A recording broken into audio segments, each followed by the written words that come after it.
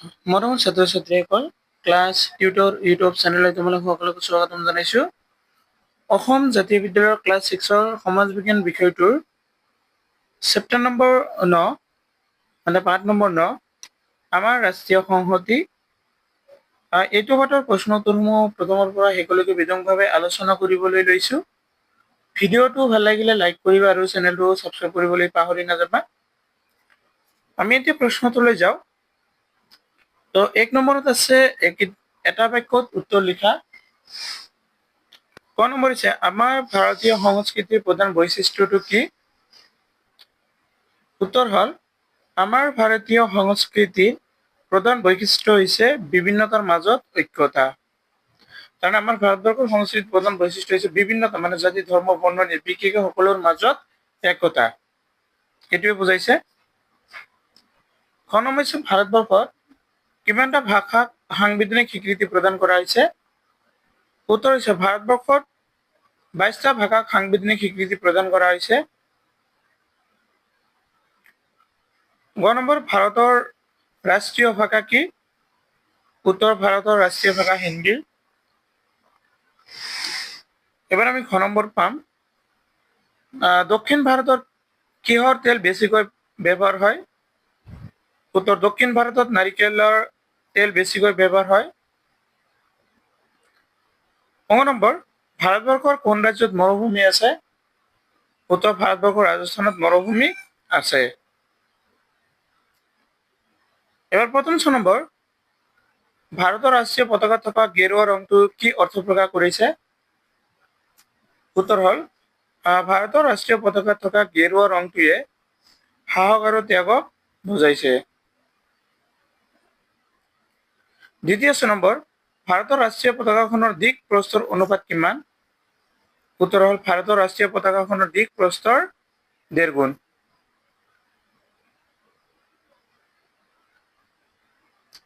জ নম্বৰ প্ৰশ্ন ভাৰতৰ ৰাষ্ট্ৰীয় সংগীতটো কিমান সময়ত গাই শেষ কৰিব লাগে? উত্তৰ ভাৰতৰ ৰাষ্ট্ৰীয় সংগীতটো 52 ছেকেণ্ডত গাই শেষ কৰিব লাগে। ছ নম্বৰ ভাৰতৰ ৰাষ্ট্ৰীয় প্ৰতীকৰ তলত লিপিবদ্ধ কথাষাৰ লিখা। উত্তৰটো হৈছে ভাৰতৰ ৰাষ্ট্ৰীয় প্ৰতীকৰ তলত লিপিবদ্ধ কথাষাৰ হৈছে সত্যমে জয়তে। 9 নম্বৰ প্ৰশ্ন অসমৰ পৰা আন ৰাজ্যসমূহলৈ ৰপ্তানি হোৱা এবিধ সামগ্ৰীৰ নাম লিখা।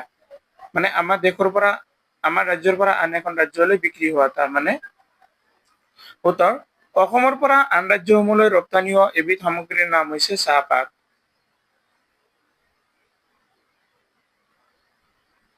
এবাৰ 2 নম্বৰ প্ৰশ্ন কৈছে তলত দিয়া প্ৰশ্নসমূহৰ যথাযথ উত্তৰ লিখা। 2 বা 3টা বাক্যৰ ভিতৰত লিখিবলৈ কৈছে। ক নম্বৰ ৰাষ্ট্ৰীয় সংহতি মানে কি বুজা? উত্তৰ কোনো এখন ৰাষ্ট্ৰৰ সকলোবোৰ লোক জাতি বৰ্ণ ভাষা ধৰ্মৰ পাৰ্থক্য পৰিহাৰ কৰি একাত্মবোধেৰে বান্ধ খাই থকাকে ৰাষ্ট্ৰীয় সংহতি বুলি কোৱা হৈছে। যাতে কোনো কাৰো মাজত কোনো ধৰণৰ জাতীয় ভেদ নাথাকে, বৰ্ণ মানে বগা অথবা কলা ৰঙৰ চেহেৰাৰ যাতে কোনো পাৰ্থক্য নাথাকে, ভাষা হিন্দী হওক ইংৰাজী হওক তামিল হওক তেলেগু হওক অসমীয়া হওক কোনো ভাষাৰ মাজত যাতে পাৰ্থক্য নাথাকে, ধৰ্ম বুলি ক'লে হিন্দু মুছলমান খ্ৰীষ্টান বৌদ্ধ জৈন আদিৰ মাজত যাতে কোনো ধৰণৰ ভেদাভেদ নাথাকে, এই সকলোবোৰ বাদ দি পৰিহাৰ কৰি একতা মানে একেলগেৰে বসবাস কৰাকে কি বুলি কোৱা হৈছে? ৰাষ্ট্ৰীয় সংহতি। খ নম্বৰ হৈছে ভাৰতবৰ্ষক কিয় বিভিন্ন ধৰ্মৰ মিলন ভূমি বুলি কোৱা হয়?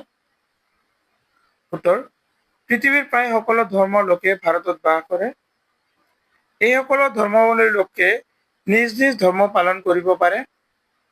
ভাৰতবৰ্ষৰ কোনো নিৰ্দিষ্ট ৰাষ্ট্ৰীয় ধৰ্ম নাই, সেয়েহে ভাৰতবৰ্ষক বিভিন্ন ধৰ্মৰ মিলন ভূমি বুলি কোৱা হয়।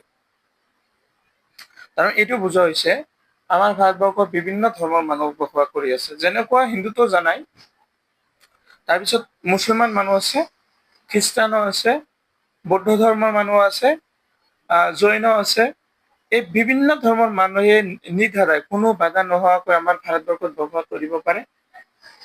সেইকাৰণে আমাৰ ভাৰতবৰ্ষক কি বুলি কোৱা হৈছে? বিভিন্ন জাতিৰ ধৰ্মৰ মিলন ভূমি বুলি কোৱা হৈছে। 9 নম্বৰ একক নাগৰিকত্ব মানে কি? এখন দেশত বসবাস কৰা লোকসকলে যেতিয়া কেৱল দেশখনৰ নাগৰিকত্ব লাভ কৰিব তাকে একক নাগৰিকত্ব বুলি কোৱা হয়। যেনেকুৱা তোমালোকে পাইছা নিশ্চয়, আমেৰিকা যুক্তৰাষ্ট্ৰ এখন দেশ, সেইখন দেশত আৰু যিবোৰ ৰাজ্য আছে সেই দেশৰ নাগৰিকসকলে নিজৰ ৰাজ্যতো ভোট দিব লাগে, লগতে গোটেই দেশখন মানে আমেৰিকা যুক্তৰাষ্ট্ৰৰ নাগৰিক হ'ব লাগে, ভোট দিব লাগে। তেনেহ'লে কি হ'ল, দুইটা নাগৰিকত্ব। কিন্তু আমাৰ ভাৰতবৰ্ষত হৈছে কি, যিকেইটা ৰাজ্য আছে প্ৰতিটো ৰাজ্যৰ নাগৰিক হোৱাৰ লগতে গোটেই ভাৰতবৰ্ষৰে মানে ভাৰতবৰ্ষৰে হয়, ৰাজ্যৰ নাগৰিক বুলি ক'ব নোৱাৰে। গতিকে আমাৰ ভাৰতবৰ্ষৰ যিটো ৰাজ্যৰে নহওক কিয়, গতিকে সকলোৱে কি হ'ব, ভাৰতীয় নাগৰিক হ'ব। তাৰমানে এক নাগৰিকত্ব ব্যৱস্থা আছে আমাৰ ভাৰতবৰ্ষত। খ নম্বৰ, পাৰস্পৰিক নিৰ্ভৰশীলতাই কি বুজায়, উদাহৰণ সহ লিখা। উত্তৰ, পাৰস্পৰিক নিৰ্ভৰশীলতা মানে হ'ল এখন ৰাজ্য আন এখন ৰাজ্যৰ ওপৰত নিৰ্ভৰশীল। উদাহৰণস্বৰূপে অসমৰ চাহপাত, কয়লা, খনিজ তেল আদি ভাৰতত আন ৰাজ্যসমূহলৈ যায়।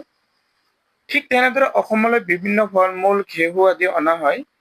এনেকৈ এখন ৰাজ্য আন এখন ৰাজ্যৰ ওপৰত নিৰ্ভৰশীল হৈ থাকে। মানে সেইটোৱে হৈছে পাৰস্পৰিক নিৰ্ভৰশীলতা। এইবাৰ 3 নম্বৰত তোমালোকক কৈছে চমু টোকা লিখা। তাৰ ভিতৰত মানে কেইটা শব্দৰ ভিতৰত 30 অথবা 40টা শব্দৰ ভিতৰত লিখিব লাগিব। ক নম্বৰটো হৈছে ভাৰতৰ ৰাষ্ট্ৰীয় পতাকা। তো উত্তৰ চোৱা, ভাৰতৰ ৰাষ্ট্ৰীয় পতাকাখনত 3টা ৰং লোৱা হৈছে, সেউজীয়া, বগা আৰু গেৰুৱা। প্ৰতিটো ৰঙৰ অৰ্থ হৈছে তাৎপৰ্যপূৰ্ণ। একেবাৰে গেৰুৱা ৰঙৰ সাহস আৰু ত্যাগৰ প্ৰতীক।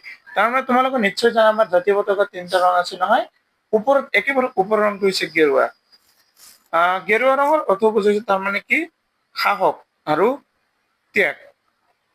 বগা ৰংটোৱে মাজত বগা ৰং কি হৈছে, সত্য আৰু শান্তি, লগতে পবিত্ৰতাক বুজাইছে। আৰু তলত একেবাৰে সেউজীয়া ৰংটো হৈছে শস্য শ্যামলা সেউজীয়া, ভাৰতবৰ্ষক বুজাইছে। বগা ৰঙৰ সমাজত কি আছে, 24ডাল দণ্ডযুক্ত এডাল অশোক চক্ৰ আছে। এই চক্ৰটো সাৰনাথক অশোক স্তম্ভৰ পৰা লোৱা হৈছে। চক্ৰটোত ন্যায়ৰ প্ৰতীক স্বৰূপে লোৱা হৈছে। পতাকাখনৰ দিক প্ৰস্থৰ 1.5 গুণ হ'ব লাগে। দিক মানে প্ৰস্থৰ 1.5 গুণ। ৰাষ্ট্ৰীয় পতাকাখন আমাৰ ৰাষ্ট্ৰীয় সংহতি গঢ়ি তোলাত যথেষ্ট অৰিহণা যোগাইছে। খ নম্বৰ হৈছে ভাৰতৰ ৰাষ্ট্ৰীয় সংগীত। উত্তৰ, সমগ্ৰ ভাৰতবৰ্ষৰ বাবে এটা গীতক ৰাষ্ট্ৰীয় সংগীত ৰূপে স্বীকৃতি দিয়া হৈছে। সেয়া হৈছে কবিগুৰু ৰবীন্দ্ৰনাথ ৰচনা কৰা জন গণ মন অধিনায়ক জয় হে নামৰ গীতটি। এই গীতটি 1950 চনৰ 24 জানুৱাৰী তাৰিখে ৰাষ্ট্ৰীয় সংগীত ৰূপে গ্ৰহণ কৰা হৈছিল। ৰাষ্ট্ৰীয় সংগীত শুনা মাত্ৰকে থিয় হৈ সকলোৱে কি কৰিব লাগিব, সন্মান জনোৱাটো আমাৰ এটা কৰ্তব্য। আৰু আমাৰ এই ৰাষ্ট্ৰীয় সংগীতটো প্ৰায় 52 ছেকেণ্ডৰ ভিতৰত গাই শেষ কৰিব লাগে। ৰাষ্ট্ৰীয় সংগীতে দেশবাসীৰ মাজত ঐক্য সংহতি গঢ়ি তুলিছে। গ নম্বৰ হৈছে ৰাষ্ট্ৰীয় প্ৰতীক। উত্তৰ, ৰাষ্ট্ৰীয় প্ৰতীকটোত এটা ঘূৰণীয়া পীড়াৰ ওপৰত 4টা সিংহৰ প্ৰতিমূৰ্তি আছে। সন্মুখৰ ফালৰ পৰা চালে 3টা সিংহৰ প্ৰতিমূৰ্তি দেখা পোৱা যায়। পীড়াৰ সন্মুখৰ ফালে মাজভাগ এটা ধৰ্মৰ চক্ৰ আছে। এই চক্ৰটোৰ সোঁফালে ষাঁড় গৰু আৰু বাওঁফালে এটা ঘোঁৰা আছে। প্ৰতীকটোৰ তলত দেৱনাগৰী লিপিত সত্যমে জয়তে বুলি লিখা আছে। অৰ্থাৎ সত্যৰ সদায় জয় বুলি কথাষাৰ লিখা আছে। এই ৰাষ্ট্ৰীয় প্ৰতীকক সমগ্ৰ দেশবাসীয়ে সন্মান জনায়। ৰাষ্ট্ৰীয় প্ৰতীক আমাৰ ৰাষ্ট্ৰীয় সংহতিৰ প্ৰতীক ৰূপে পৰিগণিত হৈছে। এবাৰ খ নম্বৰ হৈছে ভাৰতৰ মুদ্ৰা ব্যৱস্থা। উত্তৰ, আমাৰ সমগ্ৰ দেশখনৰ বাবে এক মুদ্ৰা ব্যৱস্থা গ্ৰহণ কৰা হৈছে। অৰ্থাৎ অসমত যিবোৰ মুদ্ৰা, কাগজী নোট, ধাতুৰ খুচুৰা পইচা আদি প্ৰচলিত, ভাৰতৰ আন আন ঠাইতে সেই একে মুদ্ৰাই প্ৰচলিত। তোমালোকে নিশ্চয় জানা আমাৰ ভাৰতবৰ্ষৰ 28টা ৰাজ্য আছে আৰু 7খন কেন্দ্ৰীয় শাসিত অঞ্চল আছে। গতিকে প্ৰত্যেকটো ৰাজ্যতে, খালি আমাৰ অসম বুলি নহয়, প্ৰতিটো ৰাজ্যতে কি হয়, যেনেকুৱা আমি পাইছিলো 1 টকা, 2 টকা, 5 টকা, 10 টকা, 20 টকা, 50, 100, 200, 500 টকা নোট যে আছে, সেই প্ৰতিটো ৰাজ্যতে একে পইচাই ব্যৱহাৰ হয়। কিন্তু ভাৰতৰ বাহিৰত আমি আমাৰ দেশৰ মুদ্ৰাবোৰ বস্তু বেচা কিনা কৰিব নোৱাৰো। তাৰমানে আমাৰ টকাবোৰ পৃথিৱীৰ বেলেগ বেলেগ দেশত আমি ব্যৱহাৰ কৰিব নোৱাৰো। ভাৰতৰ বাহিৰত সন্দুক ৰূপৰ মুদ্ৰা নাইবা আন্তঃৰাষ্ট্ৰীয় মুদ্ৰা ডলাৰ ব্যৱহাৰ কৰিব লাগিব। একে মুদ্ৰা ব্যৱস্থা আমাৰ দেশৰ ৰাষ্ট্ৰীয় সংহতিৰ প্ৰতীক বুলি কোৱা হৈছে। 4 নম্বৰ প্ৰশ্ন, ৰাষ্ট্ৰীয় সংহতি গঢ়ি তোলাৰ ক্ষেত্ৰত সহায়ক হ'ব পৰা যিকোনো 5টা মাধ্যমৰ বিষয়ে লিখা। 50টাৰ পৰা 75টা শব্দৰ ভিতৰত। ৰাষ্ট্ৰীয় সংহতি গঢ়ি তোলাৰ ক্ষেত্ৰত সহায়ক হ'ব পৰা যিকোনো 5টা মাধ্যম হৈছে, প্ৰথমত চক কি দিছে, একক সংবিধান। ভাৰতবৰ্ষৰ সকলো ৰাজ্যৰ বাবে এখনেই সংবিধানৰ ব্যৱস্থা কৰা হৈছে, সেয়া হৈছে ভাৰতীয় সংবিধান। সংবিধানখন ভাৰতৰ সকলো নাগৰিকে মানি চলোৱাটো বাধ্যতামূলক। একক সংবিধান ব্যৱস্থাই আমাৰ ৰাষ্ট্ৰীয় সংহতি গঢ়ি তোলাত বহুত অৰিহণা যোগাইছে। তাৰপিছত আছে ৰাষ্ট্ৰীয় পতাকা।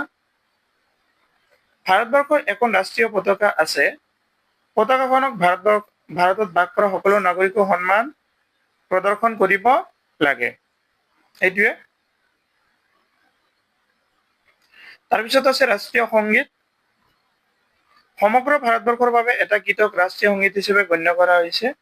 ৰাষ্ট্ৰীয় সংগীতে দেশবাসীৰ মাজত ঐক্য সংহতি গঢ়ি তুলিছে। তাৰপিছত আছে ৰাষ্ট্ৰীয় প্ৰতীক। হালনাত থকা অশোক স্তম্ভটোক সমগ্ৰ ভাৰতবৰ্ষতে ৰাষ্ট্ৰীয় প্ৰতীক ৰূপে গ্ৰহণ কৰা হৈছে। ৰাষ্ট্ৰীয় প্ৰতীকটোক সকলোৱে সন্মান জনায়। এই প্ৰতীকটো আমাৰ ৰাষ্ট্ৰীয় সংগীতৰ প্ৰতীক ৰূপে পৰিগণিত হৈছে। এবাৰ ৰাষ্ট্ৰীয় দিৱস। আমাৰ দেশৰ স্বাধীনতা দিৱস, গণৰাজ্য দিৱস আৰু গান্ধী জয়ন্তীক ৰাষ্ট্ৰীয় দিৱস হিচাপে গণ্য কৰা হয়। এই ৰাষ্ট্ৰীয় দিৱসসমূহ আমাৰ ৰাষ্ট্ৰীয় সংহতি শক্তিশালী হোৱাত যথেষ্ট অৰিহণা যোগাইছে। এবাৰ 5 নম্বৰ প্ৰশ্ন কৈছে, ৰাষ্ট্ৰীয় সংহতিত ব্যাঘাত জন্মাব পৰা যিকোনো 5টা দিশৰ বিষয়ে তলত আলোচনা কৰিব দিছে। একই প্ৰশ্ন, মানে কেনেকৈ ৰাষ্ট্ৰীয় সংহতিত বাধা জন্মিব পাৰে। 50টাৰ পৰা 75টা শব্দৰ ভিতৰত লিখিব দিছে।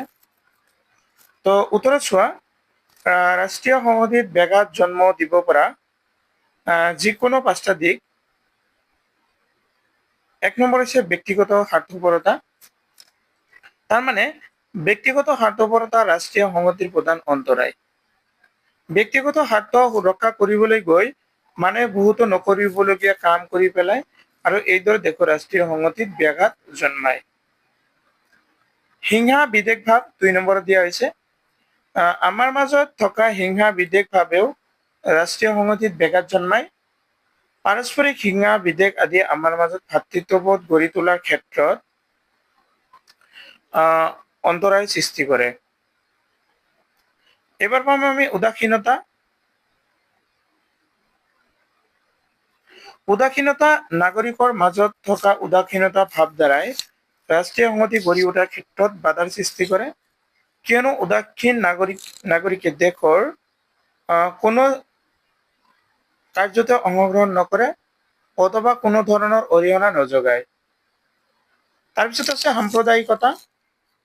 ৰাষ্ট্ৰীয় সংহতি গঢ়ি উঠাৰ ক্ষেত্ৰত এক প্ৰধান অন্তৰায় হৈছে সাম্প্ৰদায়িকতা। সাম্প্ৰদায়িকতাৰ অৰ্থ হৈছে ধৰ্মীয় গৌৰৱী তথা আন ধৰ্মৰ প্ৰতি বিদ্বেষ ভাৱ। সাম্প্ৰদায়িকতাই দেশৰ ঐক্যতাত বাধাৰ সৃষ্টি কৰে।